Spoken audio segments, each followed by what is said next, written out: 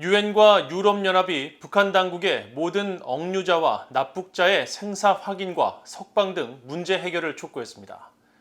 한국통일부는 이 사안이 국가의 기본 책무라며 국제기구와의 긴밀한 협력 등을 통해 해결하겠다는 의지를 강조했습니다.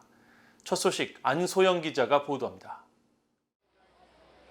유엔이 북한 당국의 즉각적인 외국인 억류와 납치 문제 해결을 촉구했습니다. 안토니오 구테우스 유엔 사무총장 대변인실은 5일 북한에 억류된 한국인 6명에 대한 유엔의 관련 조치를 묻는 VOA의 서면 질의에 사무총장은 북한 정부가 모든 억류자와 실종자의 생사 또는 행방을 밝힐 것을 권고해왔다고 답했습니다. 그러면서 피해 가족이 만족할 수 있도록 일본, 한국, 기타 국가에서 납치된 사람들의 납치와 억류 경위와 생사 여부를 명확히 하고 모든 납북자를 즉시 송환할 것을 권장했다고 밝혔습니다. 이어 이산가족 상봉, 국제 납치 사건과 실종 등의 문제를 최우선으로 해결해야 하며 이는 평화를 위한 신뢰 구축 조치가 될 수 있다고 강조했습니다. 유럽연합 EU 대변인도 5일 VOA에 EU는 유엔 인권이사회가 지난 3월 채택한 북한 인권 결의에 따라 북한 정부의 납치, 강제 실종된 모든 사람에 대한 즉각적 귀환 실현 보장을 포함해 선의를 갖고 투명하게 해결할 것을 촉구한다고 밝혔습니다.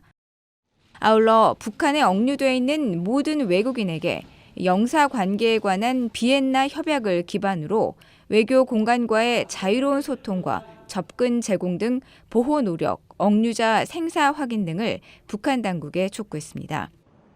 앞서 한국통일부는 지난달 27일 납북 희생자 기억의 날을 맞아 북한의 장기간 억류 중인 한국인 6명에 대한 VOA의 질문에 억류자와 납북자 문제 해결은 국가의 기본 책무라며 향후 남북협의, 유엔과 국제적십자위원회 등 국제기구와 긴밀하게 협력해 송환 노력을 적극 펼칠 것이라고 강조했습니다.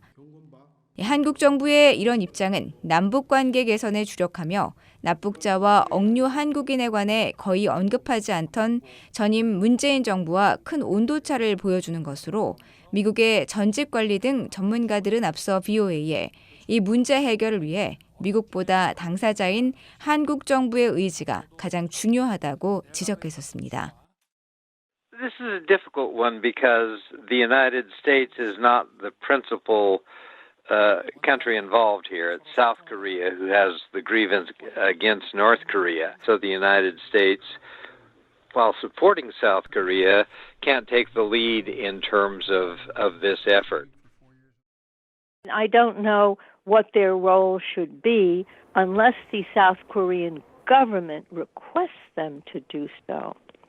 I mean, the United States doesn't go around the world, even with its allies, and take up the cases of their foreign nationals held in other prisons in other countries.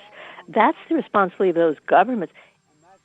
한편 북한에는 현재 무기 노동 교화형을 선고받고 9년째 억류 중인 김정욱 씨와 김국기, 최춘길 씨 등 기독교 선교사 3명, 탈북민 출신으로 한국 국적을 취득한 뒤 억류된 김원호, 고현철, 함진우 씨 등 모두 6명이 억류돼 있습니다.